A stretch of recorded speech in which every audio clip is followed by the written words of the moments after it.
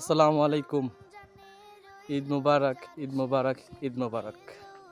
দীর্ঘ একটি মাস সিয়াম সাধনার পর, রোজা রাখার পর আজ ঈদুল ফিতর। সবাইকে ঈদের শুভেচ্ছা। এই মাসটি আমাদের কাছে খুবই গুরুত্বপূর্ণ মুসলিম উম্মার জন্য, সেটার আনন্দ অনেক। তো সেই ধারাবাহিকতায় একটি মাস রোজা রাখার পর আজ সবাই একত্রিত হয়ে ঈদগাহে যে ঈদের নামাজ আদায় করেছি, এটার চেয়ে শান্তি হয়তোবা আর কোথাও নেই।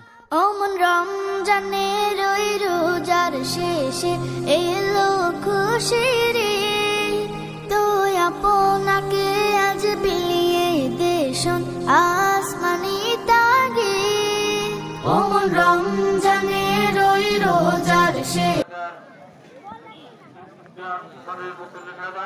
আসসালামু আলাইকুম।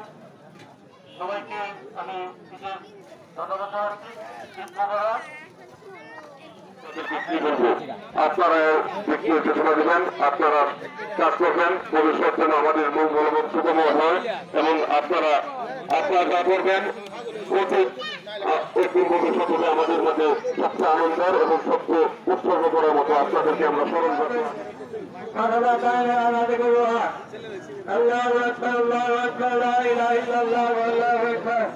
أول قال عليه الصلاة والسلام من صام رمضان واتبع وشتانه فهو كان كصيام الدهر. আজকে আমি নামাজ পড়াবো, চিন্তা করতাম না কি হয়, কোনটা হয় জানি না।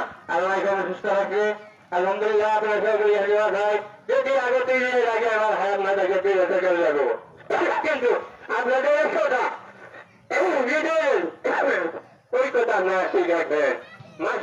অমন রমজানের ওই রোজার শেষে এলো